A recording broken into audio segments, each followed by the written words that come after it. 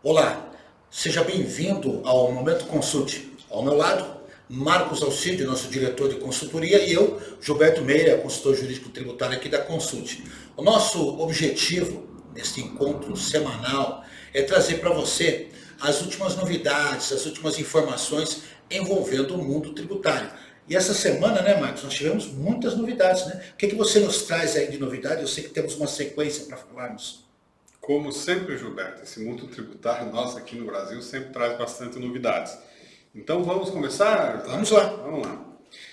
Primeira notícia que nós temos aqui é interessante para os produtores rurais e as agroindústrias, porque teve uma decisão no CARF, Gilberto, que os produtores rurais e as agroindústrias não devem pagar o Senar sobre a exportação. A notícia é sobre uma decisão do CARF, é uma decisão agora de agosto, e a notícia também cita, Gilberto, que tem um processo no Supremo que está tratando da mesma questão, mas quando o Supremo já tratou do assunto, ele decidiu um pouco diferente, mas neste caso ele vai decidir sobre a questão das operações de exportação.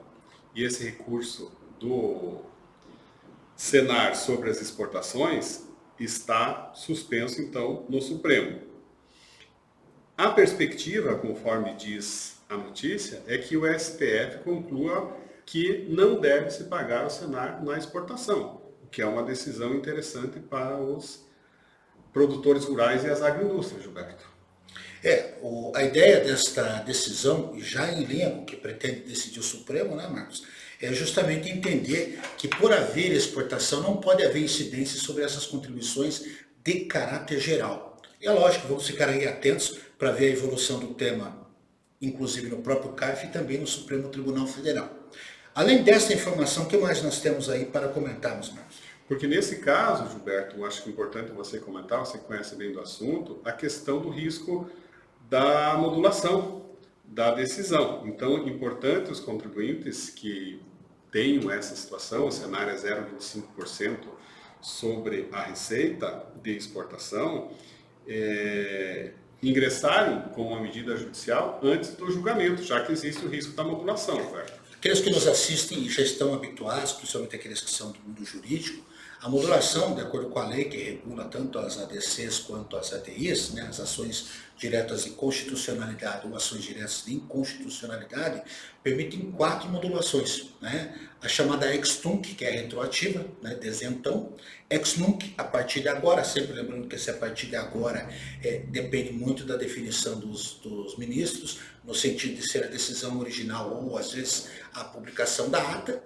A famosa, já recente decisão pró-futuro, muito comum na área do CMS, jogando para o exercício seguinte, e também a decisão conforme a Constituição. Desde o advento das alterações da Lei de Introdução ao Direito Brasileiro, tem havido um sem número de decisões pró-futura, dando conta das condições econômicas e do impacto que essas decisões possam trazer. Agora, como bem lembrou o Marcos, é importante vocês lembrarem, quando estiverem diante de uma situação, que a maioria das decisões tem sido, na pior das hipóteses, a partir do momento em que é feito o decisório final por parte do Supremo Tribunal Federal. E aqueles que quiserem garantir, realmente terão que ingressar com ação. Não é isso, Marcos? Além, Correto, correto. além desta questão, temos mais questões aí que mereçam ponderação de nossa parte, Marcos, em termos de notícias? Uma outra notícia importante, Gilberto, que trouxemos aqui hoje, que saiu na semana passada, é sobre a suspensão do crédito tributário, aquele artigo 151 do CTM. Então, eles tratam na notícia que a carta de fiança e o seguro-garantia poderiam ser enquadrados como uma modalidade de suspensão do crédito tributário. Então, diz a notícia que o Superior Tribunal de Justiça, o STJ, vai julgar no tema 1023, sobre o rito dos recursos repetitivos, esse entendimento sobre a suspensão da exigibilidade do crédito com a oferta de carta de fiança e seguro-garantia. Tem um acórdão que está lá no Supremo, suspendendo todos os processos pendentes, já que ele foi afetado ao recurso repetitivo, E tem vários processos que estão no STJ sobre o mesmo assunto.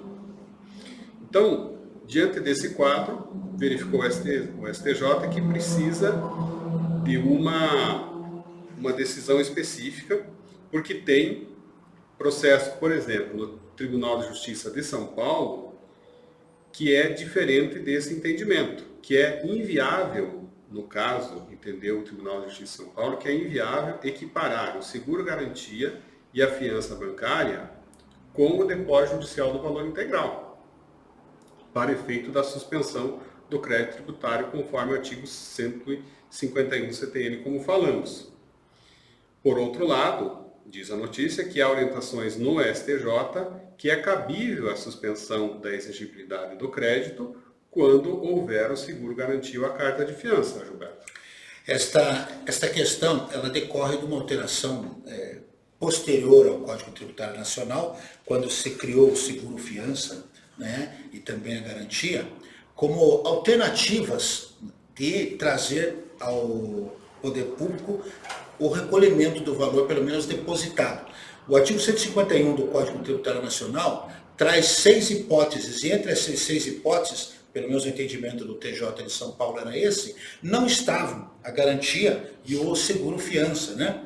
De qualquer forma, entre os itens estava a moratória, o depósito do seu montante integral, onde tanto a fiança e o seguro estariam, segundo o entendimento do STJ, equiparados, além das reclamações e recursos no âmbito do processo administrativo fiscal, a própria concessão de medida liminar em mandado de segurança, ou então a concessão de liminar ou tutela antecipada em outras ações. A quem nos assiste, a problemática toda decorrente do entendimento do Tribunal de Justiça de São Paulo, e é bom que se frise, está na equiparação que se pretende fazer tanto do seguro-garantia quanto da carta-fiança como uma modalidade de depósito do montante integral. E isso decorre do fato de a legislação ser relativamente recente em relação ao Código Tributário Nacional. Essa é a questão que nós temos que considerar. Não é isso, Marcos? Correto, Gilberto. Inclusive, dentro disso que você falou, existe um projeto para que seja mudado esse artigo 151 do CTN, que seja incluído isso. Mas, de momento, é o STJ que tem que definir a questão. Maravilha. O que mais nós temos aí de inovação, Marcos? Gilberto, outro ponto importante que a gente trouxe aqui hoje é sobre um processo que está no STF. A maioria dos ministros do STF é a favor da extinção da pena por crime tributário em caso de pagamento de imposto. Uma notícia da semana passada. O que acontece? 6 dos 11 ministros do Supremo já proferiram votos favoráveis à validade de regulamentos que aliviam a responsabilidade penal nos casos de créditos tributários. Existe uma ação que foi proposta pela Procuradoria-Geral da República, questionando a constitucionalidade de normas que abrandaram a questão dessa responsabilização. Principalmente essa situação vem no caso do parcelamento do crédito tributário. Então, caso haja parcelamento antes da apresentação da denúncia, ou seja, a denúncia, só será aceita se o débito objeto da denúncia não for quitado. Então, Gilberto, na questão, basicamente, a situação do Supremo é definir se, enquanto o débito estiver parcelado, ele estaria suspenso para com que não se caracterizasse um crime tributário, tá? Então já tem a maioria no Supremo em relação a isso, e o relator no processo, nesse caso, é o ministro Cássio Nunes Marques. A questão a ser discutida aqui, aqueles que nos assistem, tem a ver com a Lei 11.491 de 2009, que foi fruto da conversão da medida provisória 449 de 2008 e também com algumas incisões aí da 651 de 2014 a posteriori. O que diz o artigo 67 desta lei? Na hipótese de parcelamento do crédito tributário antes do oferecimento da denúncia, essa somente poderá ser aceita na superveniência de inadimplemento da obrigação objeto da denúncia. O artigo 68 também fala em suspensão da pretensão punitiva do Estado. Engraçado que no tema anterior nós falamos em suspensão do crédito tributário. Aqui nós estamos falando em extinção, né? Lá do artigo 156 do CTN. Então, conexos os temas. E o que o STF vem entendendo por meio desta DIN, que ainda está em discussão? É que é perfeitamente constitucional esse tipo de flexibilização. Ou seja, para que você evite a continuidade da ação, o simples fato de você pedir parcelamento já garantiria aí a extinção da punibilidade, pelo menos em relação àquele momento.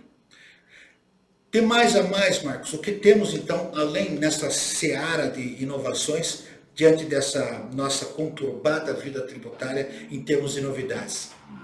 Pois é, Gilberto, um tema recorrente é a questão da reforma tributária. Então vamos falar alguns pontos que a gente viu, algumas notícias aí sobre a reforma tributária. Bom, saiu uma notícia na semana passada que diz que a reforma tributária virou um palco de disputa bilionária entre montadoras. O que acontece? Dona da marca Fiat, Peugeot, Citroën e Jeep, a Stellantis, ela é alvo de concorrentes por ter isenção de impostos num total de 5 bilhões por ano. O benefício vai até 2025, mas tem uma tentativa de prorrogar o benefício que está no Congresso. Esta regra, ela está no regime automotivo do Nordeste e ela faz com que a Stellantis deixe de pagar 11,6%, Gilberto, de IPI e que o ICMS dela fique em 2%, quando, você bem sabe, a alíquota normal seria de 12%. A Stellantis tem uma fábrica em Pernambuco. Foi apresentada uma emenda à reforma tributária para a vigência do subsídio e até 2032. Você deve comentar sobre essa questão desses benefícios irem até 2032. A prorrogação não foi aprovada, a prorrogação do benefício para a montadora, porque faltou um voto na Câmara, Gilberto. Existem vários grupos que são contrários a essa norma. Lógico, os concorrentes. O grupo contrário à extensão do subsídio reúne 26 marcas, quando as mais atuantes são Toyota, a General Motors e a Volkswagen. A Stellantis ela está sozinha nessa briga porque ela é a única que tem uma fábrica no Nordeste. Essa questão, só para que você tenha a noção da importância do momento da discussão, ela afeta diretamente a PEC 45 já no seu substitutivo. Porque da forma como foi originalmente, ela estava na Câmara Federal, não foi considerada a prorrogação. E veja que ela afeta tanto o ICMS quanto o IPI, impostos que passarão, no caso do ICMS, a compor o IBS, o Imposto sobre Bens e Serviços, e o IPI incidirá apenas sobre os bens chamados seletivos, o chamado imposto seletivo, ou, como estão dizendo, o imposto sobre pecado, né? Que seriam produtos considerados supérfluos. O conceito de supérfluo também vai ser melhor trabalhado aí, provavelmente, na legislação que estiver por vir. E é este o momento que se traz, por quê? Porque parte do que é IPI, ele vai ser zerado a partir de 2026, né? Pelo menos é a proposta, ele acaba por extinguir o benefício de qualquer forma.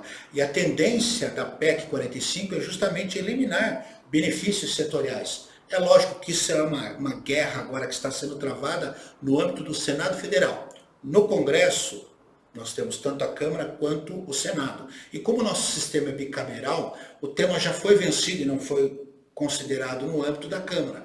Todavia, no Congresso nós temos uma equiparação mais equivalente de todos os estados e todo o Distrito Federal, porque cada um tem 3 senadores, onde isso pode acontecer. Aí você me pergunta, Marcos, tá, e se por acaso isso for aprovado, a reforma tributária desce novamente à Câmara Federal para ser votada nesse contexto. Por isso que se diz da dificuldade de aprovação da reforma neste ano, ou até do que já se fala de uma votação fatiada, onde não haja polêmica nas questões. Mas me parece que nós temos alguns desdobramentos em relação a isso já recentemente também, não é isso, Marcos?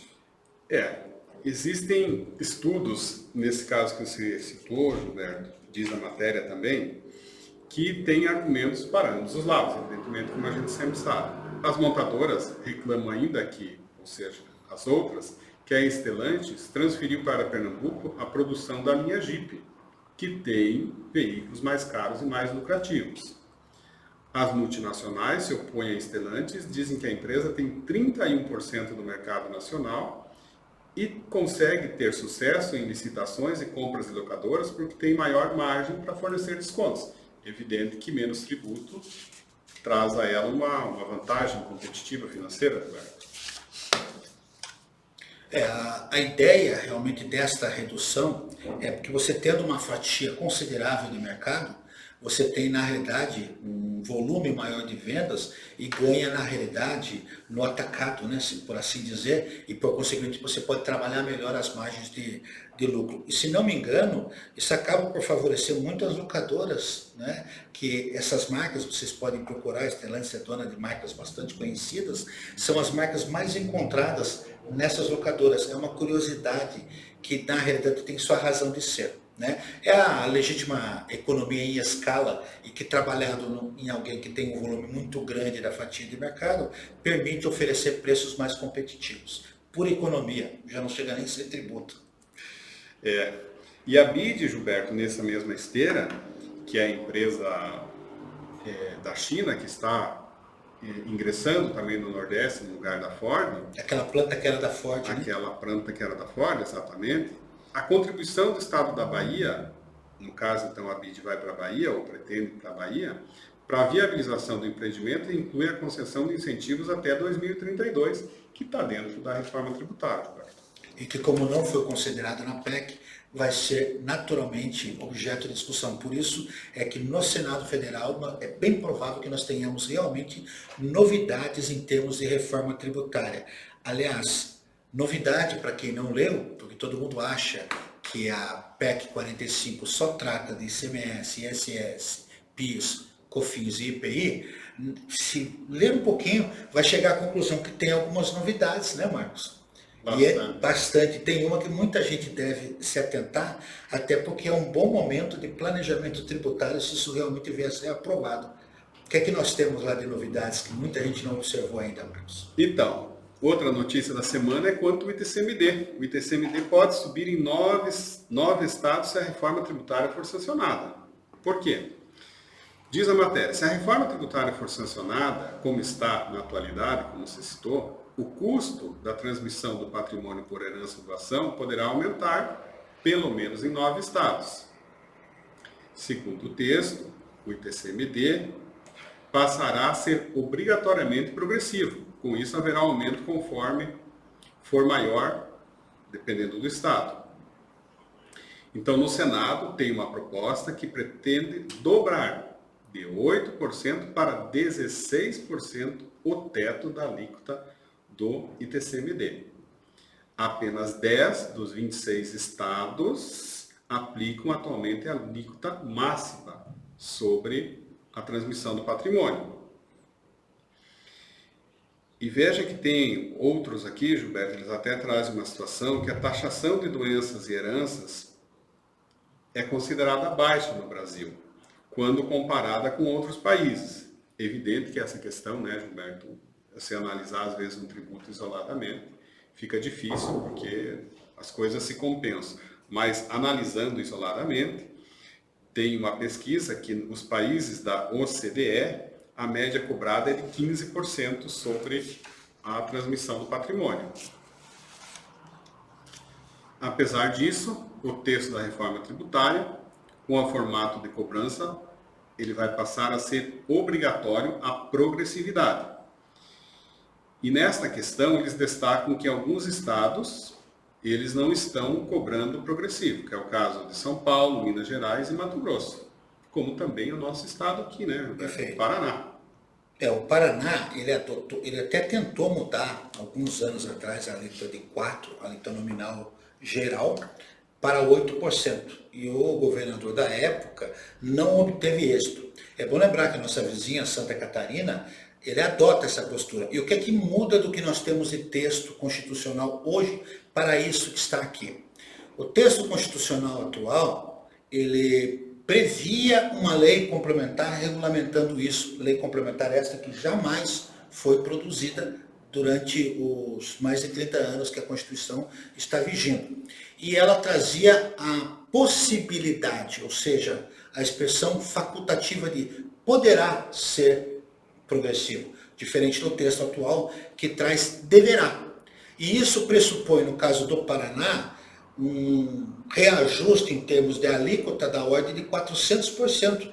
Não é? Porque se nós estamos em 4% e iremos saltar para até 16%, significa dizer, comparando, que nós teremos um cálculo semelhante àquele que é feito para o IPTU em muitos municípios. À medida do valor, ele vai subindo o percentual. E é importante observar que essa é uma tendência mundial, segundo a OCDE, os países mais ricos tributam a renda e o patrimônio. E isso veio, na realidade, na inserção da PEC 45, que originalmente não estava previsto. De qualquer forma, é um bom momento para aqueles que pensam em fazer planejamento sucessório pensarem nisso. Porque antes, é claro que isso pode mudar no âmbito do Senado Federal, muita coisa pode evoluir, mas é importante se trabalhar com a hipótese que sucessão ocorre em todas as famílias com o evento da morte. O ITCMD é o imposto de heranças, imposto sobre transmissão, causa-mortes e doações. Isso significa dizer que se realmente for ocorrer essa majoração, antes do início da vigência, admitindo-se que ela seja aprovada, pelo menos até 2026, início, antes de 2026, é o momento de se pensar em fazer ou antecipação de legítima, ou então fazer uma cessão, né, o chamado usufruto, e pensando na economia tributária, porque a partir de 2026 vai aumentar bastante, né, irmãos? Pois é, dentro dessa linha, né, Gilberto, que você falar, veja que a notícia também traz que no estado de São Paulo existem projetos de lei em andamento que prevêem a progressividade. Porém, com alíquota entre 0,5% e 1%, ou seja, bem menor do que os 4% ou os 16%, como você citou. Em 2022, diz a notícia, que o ITCMD gerou no estado de São Paulo 4,1 bilhões de arrecadação. Também no estado de Goiás tem um projeto que o imposto seria progressivo e que existe uma proposta também que fixaria em 0,5% e 1%. Bem claro, né, Gilberto, a questão aí do problema da reforma tributária, onde cada estado procura defender o seu lado, né? E por óbvio, é evidente que se a PEC for alterada nesses termos em que foi apresentado, todas essas propostas estaduais caem por terra, porque naturalmente eu estou criando um novo parâmetro. Aqueles que ainda não leram a PEC, fica aí a chamada de atenção, não só quanto a isso, mas principalmente porque a PEC 45 resolve alguns problemas clássicos que nós tínhamos, que era, por exemplo, o bem situado no Brasil, mas o de cujos, o falecido, morando no exterior. Essa é uma questão que, inclusive, foi parar no judiciário. E também a PEC delimita quem é o dono do tributo, qual é o estado que terá competência para cobrar. Além disso, só para chamar a atenção, também regulamentaram o IPVA. Né? O IPVA, regulamentaram entre aspas, né? Estão ampliando aquela discussão antiga. Alguns estados como o Paraná só tributam realmente sobre veículos terrestres, automotores, porque o IPVA ele sobreveio a partir da antiga taxa rodoviária única, o TRU, e agora vai se tributar aeronaves e embarcações, excluindo-se as embarcações de ofício, que são as embarcações de pescadores em algumas situações. Né? De qualquer forma, só título de curiosidade, houve época neste país, como a ansiedade de arrecadação é grande, Marcos, de se querer também incluir no IPVA, caso que já está afastado na PEC, inclusive tratores e implementos agrícolas, coisa que naturalmente não está previsto de forma bem clara na PEC, aliás, está excluído.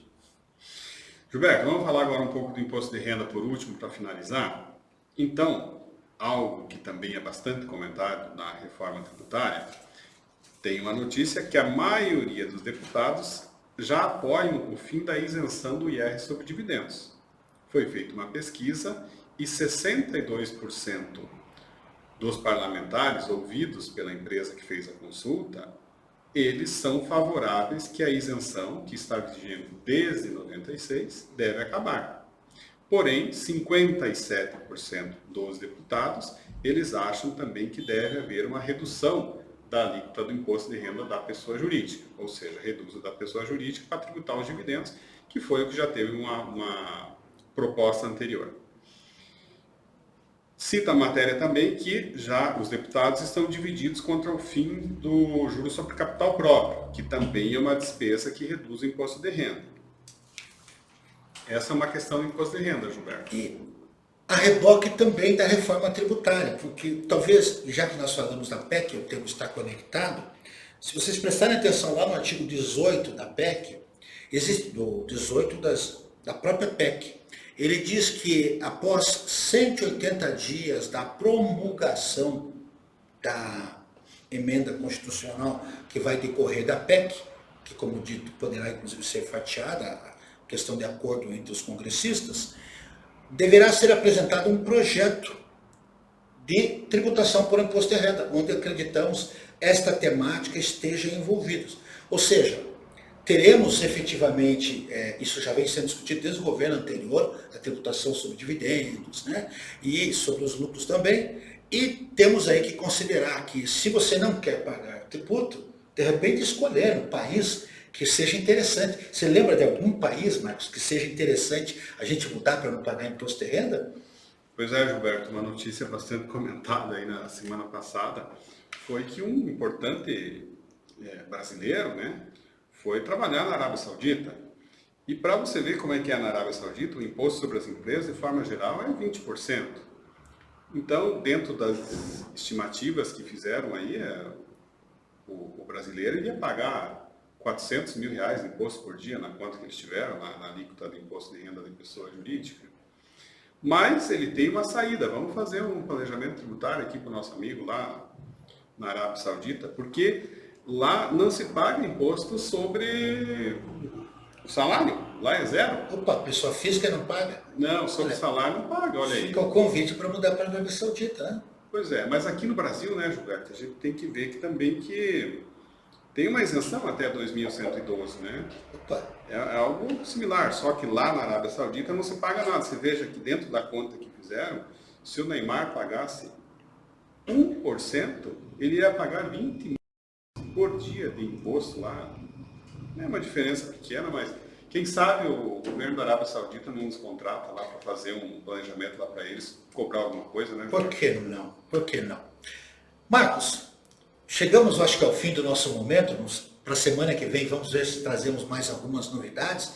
Nós agradecemos a presença de quem nos assiste e convidamos vocês a o seu likezinho, dizerem que gostaram ou não gostaram, e até se quiserem, né, Marcos, mandarem sugestões para que nós, eventualmente, em nosso próximo encontro, possamos trazer algumas interessantes inovações ou até objeto de comentários que vocês possam propor. Dito isso, até a próxima, não é isso? Obrigado, Gilberto. Obrigado.